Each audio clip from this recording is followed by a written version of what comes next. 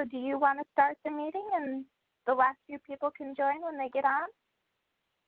Sure, that sounds good. I can see from my computer that a number of folks are on. I can either see your pictures or see your names over on the participants. Looks like we have a good number of participants. So I'm obviously not going to introduce all of them because the number keeps going up, but that's great to see. So welcome everybody. I hope you had a nice conclusion to your summer. I think the last time we met was late July. And at that meeting, we spent a good deal of our time talking about the report and the progress that is being made in the various areas that are in the report. I have the report here in front of me. I don't know how many other people do, but last time we talked through the recommendations that we, as the task force, had made. We were able to get through numbers 1 through 6 and number 8. And just as a refresher, number 1, the focus area was enhancing communications to raise awareness and combat discrimination. Number 2 was supporting people with autism spectrum disorders living in the community. 3 was increasing collaboration between state agencies. I know we spent a lot of time on that. 4 was establishing family support groups. And, and 5 is focus on wellness by supporting proper exercise and nutrition. And 6 was better support telehealth services, which we all know there was a real explosion of telehealth services during the pandemic. So today's meeting is going to focus on report outs on recommendations 7 through 10, minus number 8, since we really covered that last time, and look at those recommendations, see if there's any way that we as a board want to sign off in some way on asking the state to continue working on the previous recommendations, and then possibly amending number 8 and maybe one of the other ones based on how our discussion goes today. So at this point, I'm going to turn it back over to the staff at OPWDD to help guide us through 7 through 10. And I would ask that members of the advisory board feel free to jump in if you have a question, but I think what we'll do is pause after each recommendation to allow some time for discussion, if that sounds good. And we have a good amount of time today, so I think we should be able to get through everything. Greg, I don't know if there's anything I missed that we should cover in terms of logistics. No, Courtney, I think that you hit the nail on the head regarding what we'd like to accomplish today. However, I think before we go into the discussion of the board, we'd like to hear from our guest speaker. She had a presentation regarding family support organizations. We're excited to have her here with us today. Great. Yes, Janine, sorry about that. How are you, Courtney? So happy that you could, good. So happy Nice that you could join us today. Well, thank you for inviting me. Yeah, welcome. Thank you. So are we ready to go, Greg? We are, Janine. Thank you very much. Welcome. As way of an introduction to the board, Janine and I had some very good discussions this summer about family support organizations that was spurred on by the board's recommendation to help support these family organizations and to get links out there so families in need, families that are looking for information can find organizations such as the Autism Society, the Greater Capital Region of New York. Janine just had so many great things to say and some important things to say, and I thought it would be helpful and informative to the board on their recommendation, as well as to the public at large that's always looking for information. So with that, Janine, I'd like to turn it over to you. Thank you. Sure. Thank you so much, Greg, and mutual helpful conversations that we've been having, in this unprecedented time of COVID. But I am the executive director of the Autism Society of the Greater Capital Region. I am also the parent to a now 33-year-old young woman with autism and co-occurring mental health and physical health needs.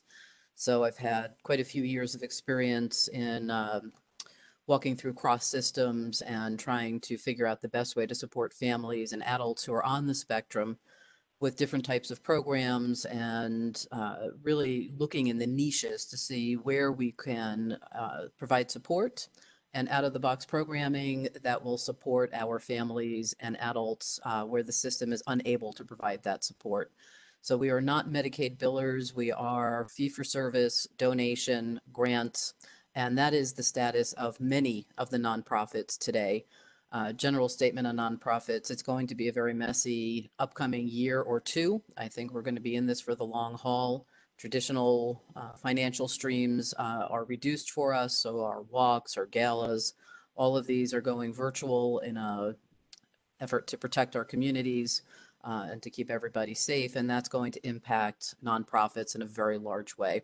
So we're concerned about the status of the few remaining family systems that are out there providing advocacy across the state. Now, the Autism Society is part of the larger national network of the Autism Society of America. They have representation in almost all states. We are called affiliates. We used to be called chapters. And we provide boots on the ground services to our family members as soon as an individual is diagnosed. We are with them through their lifespan. So we really are a cradle to grave service or diagnosis to grave. Many individuals who are diagnosed with autism may come to that diagnosis quite late. And despite the fact that autism can be diagnosed as early as 18 months, the average age is around 4 or 5 years old. So there's a large gap in services. So we support families the minute they contact us. We support the community at large and where these individuals are living with their families or independently. And then we try to support the professionals who are serving them. Can you go to the next slide, please? So right now, our current statistics are 1 in 54 who are being diagnosed with an autism spectrum disorder. Every 2 to 4 years, the CDC releases new prevalence statistics. And so in my 30 plus years of providing advocacy, we've just seen this number continuing to increase in terms of the amount of people who are being diagnosed or being recognized as being on the autism spectrum. Next slide, please. So here are just some facts. There's a lot of misconceptions about autism, some stigmas that are left over as of right now, and sometimes our statistics takes a little bit of time to catch up with us, but we're still looking at about 3.5 million Americans living with autism. That number is probably higher now. As you can see, these statistics came from 2014. There's always a lag as to when they are surveilling the community to when that information is available to us. Right now, we're looking at 1 in 34 boys and 1 in 44 girls. So they're estimating that it's a 4.5 time incidence in boys. But here's one of the issues that we have. Most of the testing is normed on males. So we're seeing more and more females coming through our doors. The testing is starting to change. People are recognizing what autism looks like in women. Oftentimes we'll have a little girl who comes in with a new diagnosis and mom is looking at us going, I was just like that. And so we are watching families who are being co-diagnosed at the same time, child and then parent.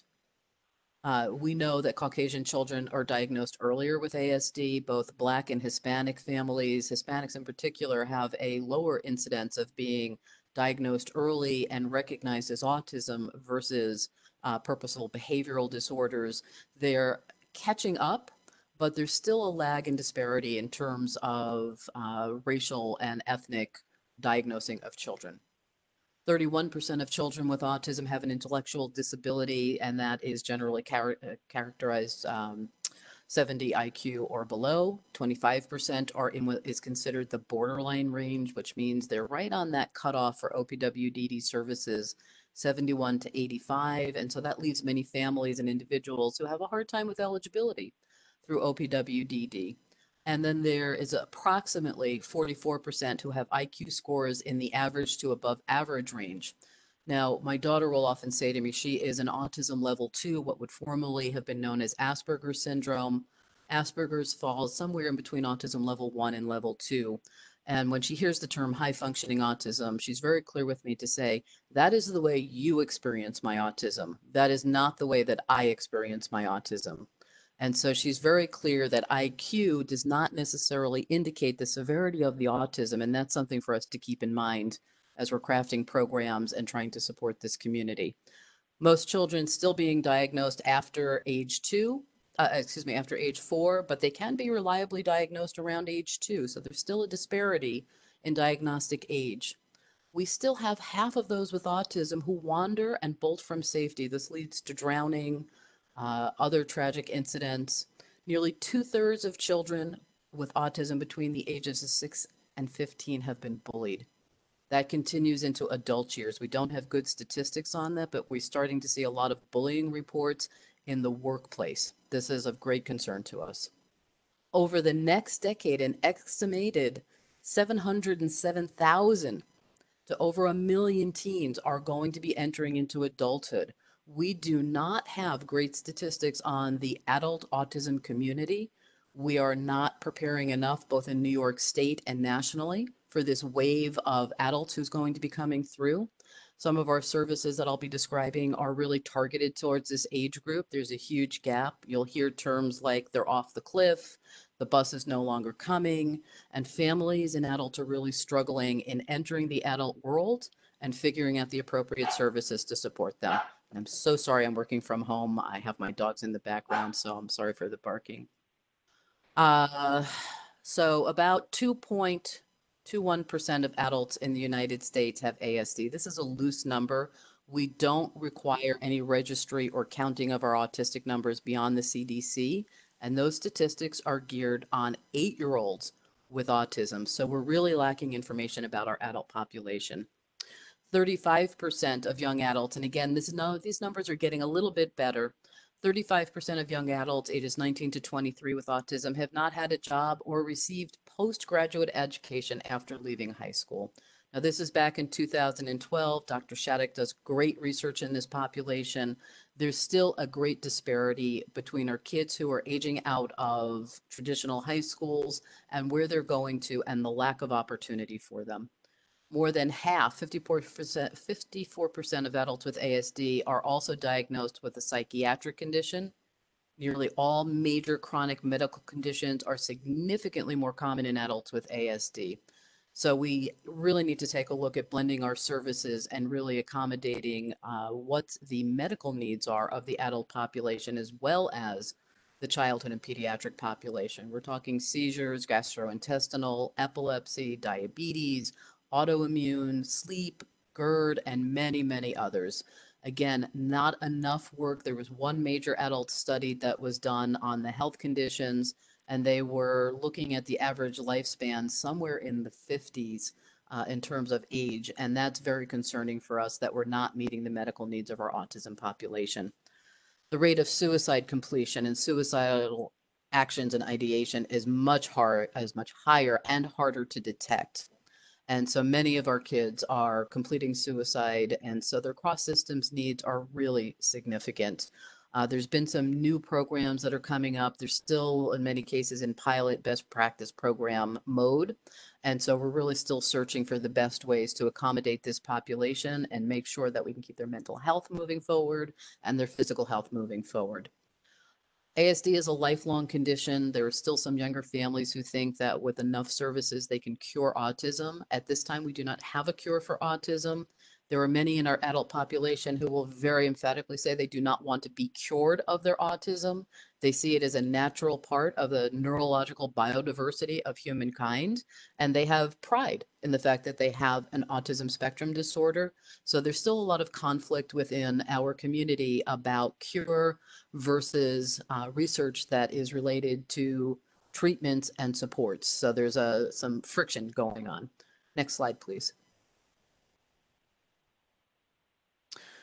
Our autism affiliate, we serve 14 counties right now. We're on the edge of moving down through Westchester County, so they're very large areas. It's not unusual for an Autism Society affiliate to be serving large geographic areas, which means we're crossing borderlines of regions, OPWDD regions, state ed regions, OMH regions. Many of our kids are in foster care, so it's a very complex and very difficult system to figure out. I've also sat on the Commissioner's Cross Systems Committee work. So for years, we've been working on braiding, blending funding, taking a look at how we can best use the siloed funding in New York State to our best ability to support our community. Next slide, please.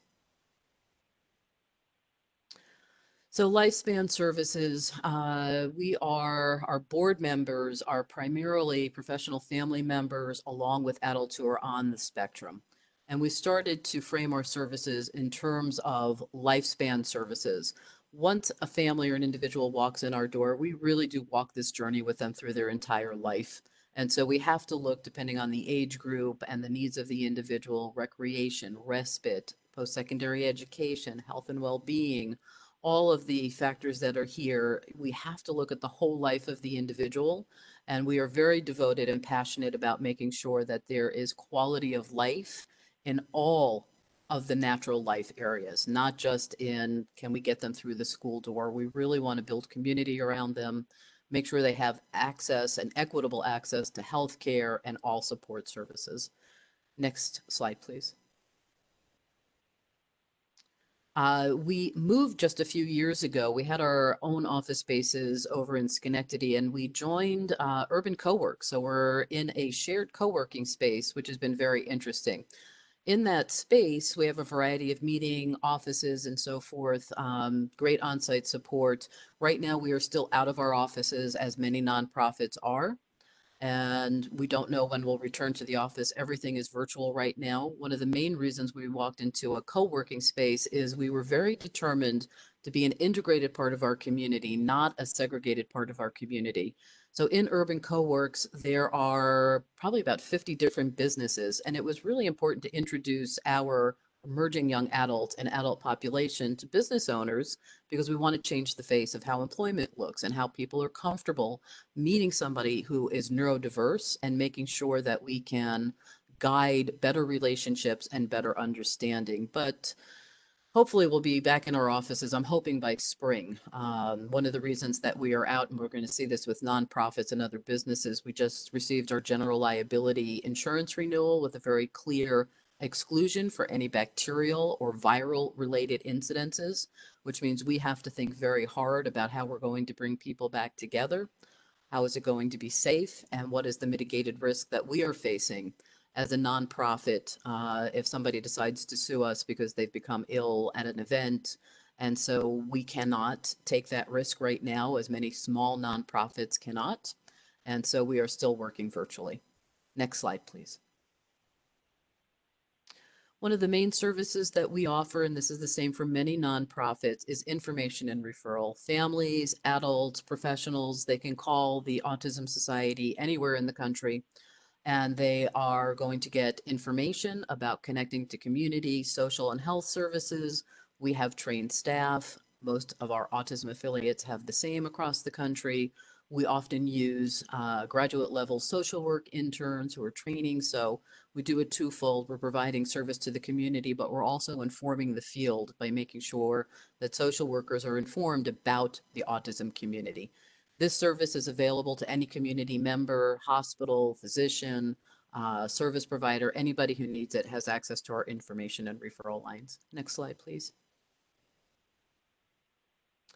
The support that we give to our families and community, it is a flexible and responsive system. There are times when we are meeting individually. There are times when we are bringing together groups. We serve both families and adults with autism. Right now, we've got a very strong autism, adult autism group that meets, and they are all virtual. We just had one of our meetings last night. We bring that community together. We do not take the stand of curing autism. We stand side by side with individuals with autism, and we help them to grow into their autism or grow into their lives in the way that is most important to them. And so there's no shame in having autism. We don't ever want somebody to feel shame for having autism and then displaying autistic behaviors. We want to strengthen them, teach them how to survive in their own communities, while validating the fact that they indeed do have autism, and that is perfectly fine. Next slide, please. We do a lot of service navigation and facilitated enrollment. Many families come to us, could be we're working with an 18-year-old and nowhere in their school history has anybody ever talked to them about OPWDD. So we're first educating them, then we're hopefully bringing them through the process. We partner with our CCOs, our care coordination organizations.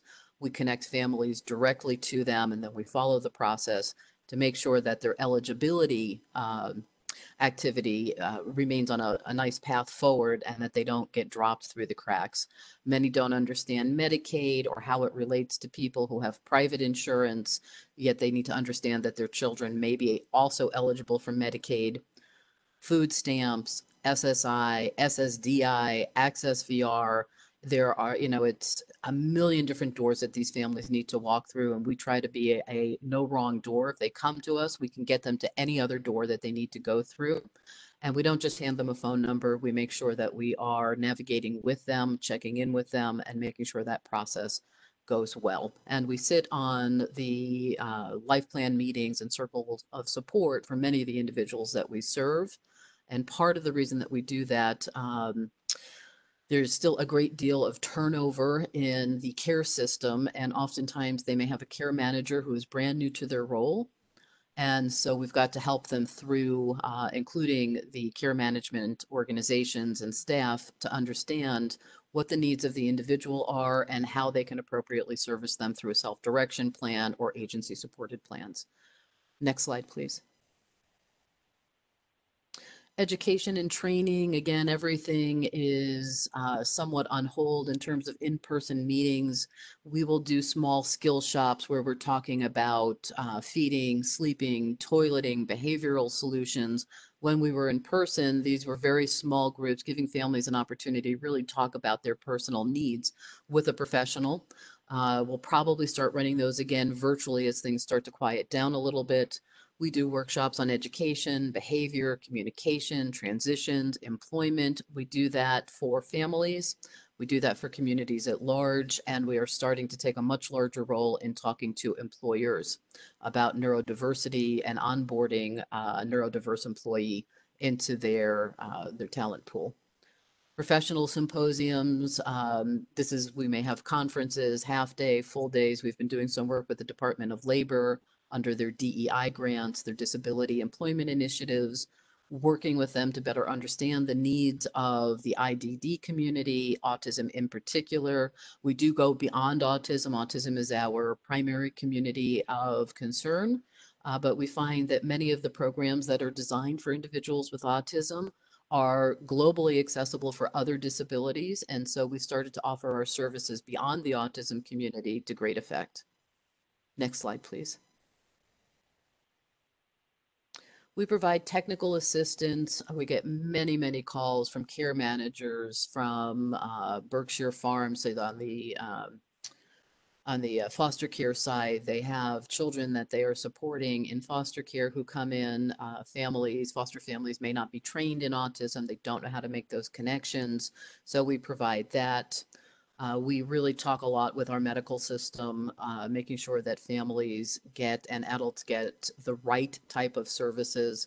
We get calls from Ellis Hospital and other psychiatric centers who have an individual with autism who may or may not be able to communicate verbally, and we're walking them through the process of how to appropriately communicate with their patients.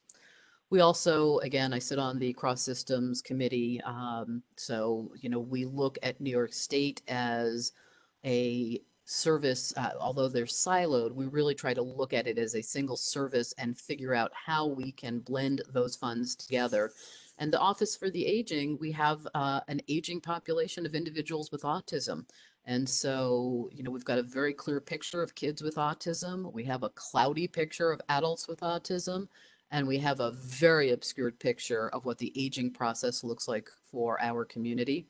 So wherever we can insert ourselves and try to help with that. And we really don't know what the long-term health implications are for adults with autism.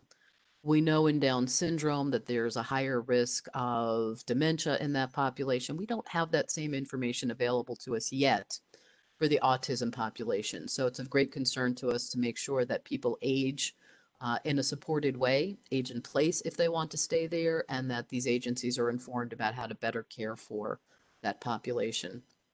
We go and talk to libraries, parks and recreation, scouting, YMCAs, and we introduce them to autism, and then we'll take a step further and help them to understand how to best serve that population.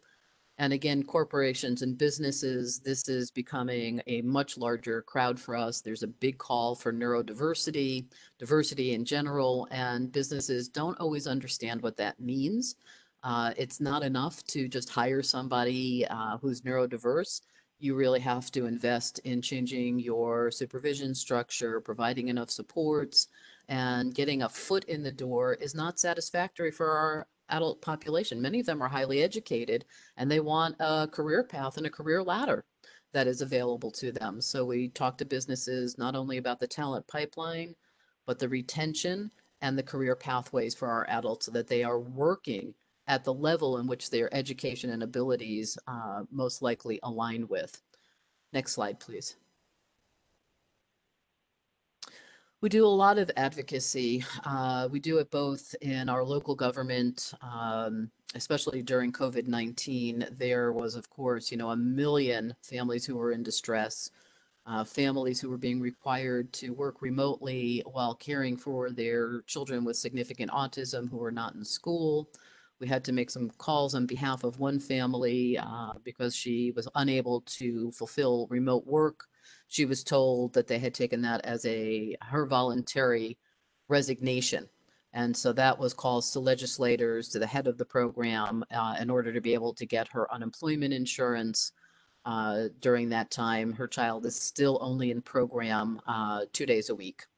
And again, child with very high needs and pica, so she's got to really be monitored. And it's important for us that we understand what families and adults want and that we can represent their voice on a policy level and a legislative issue level as needed. And we really do defend and safeguard their rights. This is very important to us. We hear terrible stories about adults who really are languishing in their parents' basement, and they are languishing with no employment, no opportunity for proper support in college, and families are aging.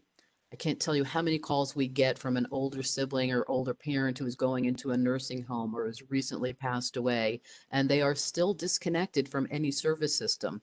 They may have had earlier OPWDD engagement, but somewhere along the line that's been dropped and they have no programs. They've just been living with their parents, going on vacations, doing day-to-day things, but now that those families are no longer available, now we've got a 60-year-old with autism who, we've got to really scramble and get those services and supports in place. And we really stand by our adults with autism and want them to have the life that they feel is of value and importance to them. We don't want a service system who is going to dictate what quality of life is. We listen to what the individual wants for quality of life, and then we ask the system to be responsive.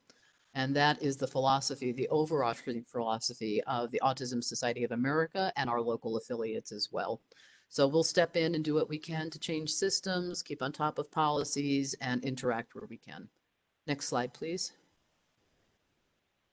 Some of our programs that we've come up with, sensible programs, we were going out into the community, training staff of these different venues, and they're typically venues that families would go to with their other children and maybe were locked out of them because they had a child with autism that wasn't being accommodated. And not by purpose, but lack of education, lack of understanding. Right now, all of our in-person programs are on hold, and we will see a virtual set of sensible programs coming in. With whatever we can do to provide that recreation and socialization for those families. Next slide, please. Our College Success Program, we're in partnership with SUNY Schenectady and Schenectady ARC. We support students who are on the spectrum who have been accepted to the college and who would like a greater level of support than the typical disability office can offer. And this program was really crafted based on many young adults coming to us and saying, I tried college, I couldn't do it. And so while they got their foot in the door, the retention rate was really poor.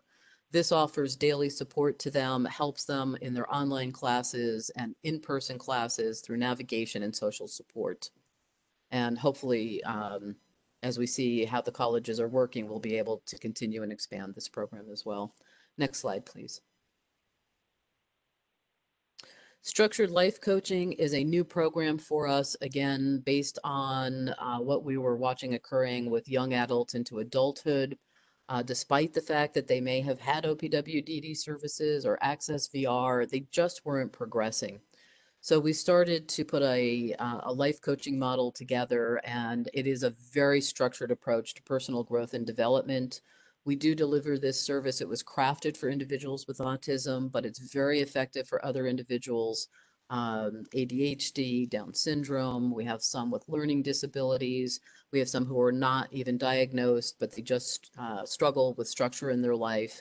And the areas that we help with are independence, maintaining their environment, community connections, their physical well-being, emotional well-being, and education and employment. And we pair them. It's a one-to-one program. They are paired with a coach who is knowledgeable in the area that they would like some help with.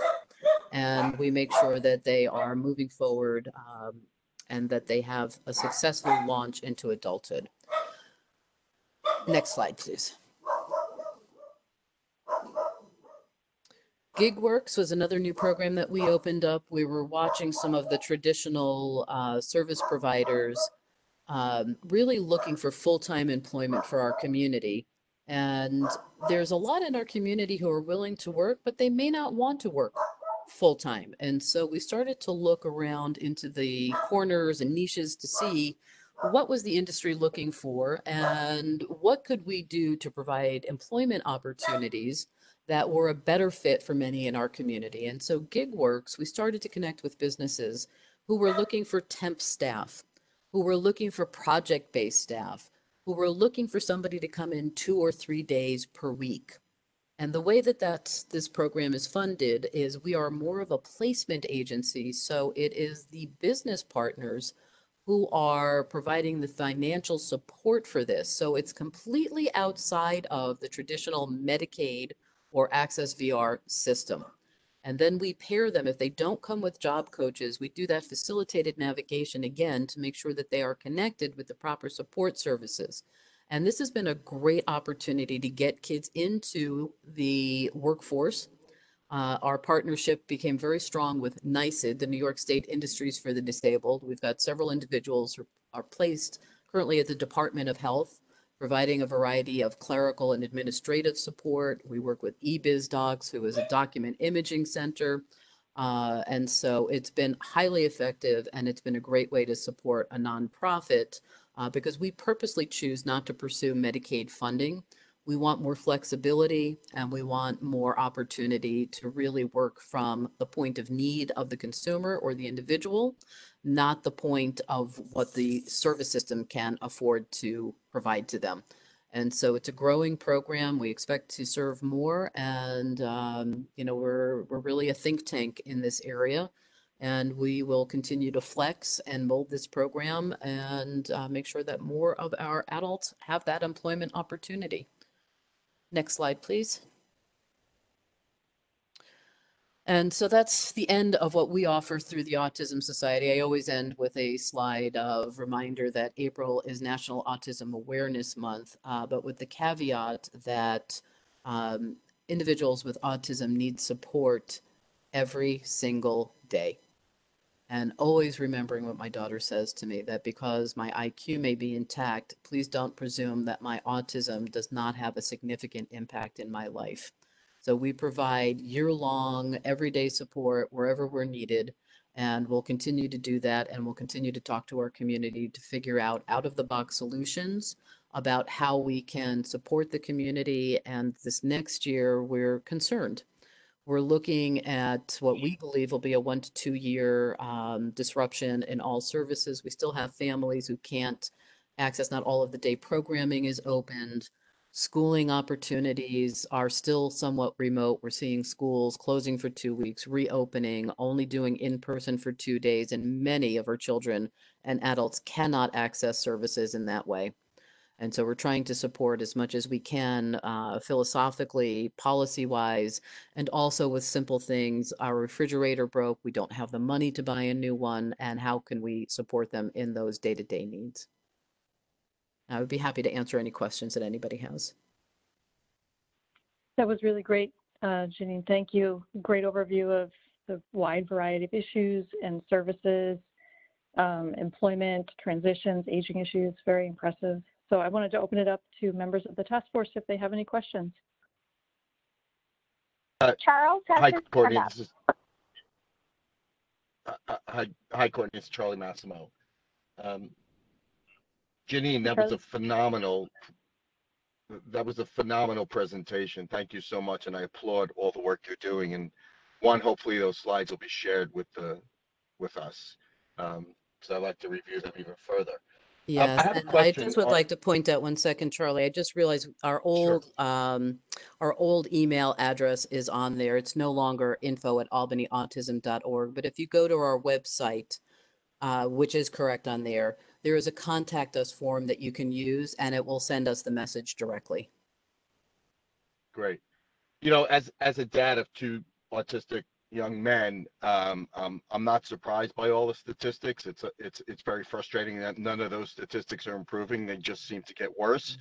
But I do have a question on health and what you're doing with your families and helping them not only pick, but monitoring the psychiatrist that you may refer to. And the reason I ask is my experience over the past 21 years raising my boys is, you know, we go back and forth with many psychiatrists who have very little training or understanding of autism, and their first go-to is very potent antipsychotics, which lead to even further issues with our young men and women, including things now like catatonia, which is always misdiagnosed or not understood. And I'm wondering if you're doing anything with families or helping families, you know, refer and monitor psychiatrists that are really on the not cutting edge, but doing good work in this field and understanding that maybe antipsychotics is not a fit for all, and there may be other alternatives. And just wanted to get your feedback on that. Yeah, Charlie, that, it's a huge issue. Number one, we don't have enough psychiatrists, period. Then we really don't have enough in terms of the pediatric and adolescent psychiatrists. And so what we're watching is the phenomenon of nurse practitioners who are prescribing, pediatrics who are prescribing. And so through our information and referral and our outreach into the communities, we are in constant conversation with both providers and families. One of the new players in town is Albany Med, who came up with the Autism Medical Home. And they are, I think, probably one of the leading models about how they are approaching autism and its developmental needs alongside of its medical needs. Families can go there, they can get a diagnosis, they can get pediatric services for their children, and then they can get the ancillary supported services such as gastroenterology, psychiatry, social work. And it really is a medical home model. That is a model that we are supporting greatly. We also inform families and individuals that they have a right to question and to be educated on any medication issues, and that they also have a right to say no. That there are other alternatives. We don't take a stance in any particular way. We educate individuals to the best of our ability on all of the options that are out there. And we try to give them as much statistical and scientific fact as possible so that they can make the best decisions. We want to be very careful not to dictate to families, what choice they should make, but we want them to be aware of any pitfalls. In psychiatry and medication management, this is a huge issue, particularly in the adult population, where they don't have a correct diagnosis of autism to begin with. And so the medications, everything is presumed to be of psychiatric nature. They don't look at the developmental issues. And I'm not saying that some psychiatric medications don't have efficacy. They definitely do. The science and the statistical information is there. There's evidence. But families are really lacking in terms of information. And when adults are independent, they may struggle to navigate all of the choices, and they are over-medicated or under-medicated or don't have access at all. It's a messy system, and we do our best to educate on both ends where we can. Thank you very much. Thank you. You're welcome. Thanks, Charlie. I thought I heard somebody else trying to pipe in with the question before.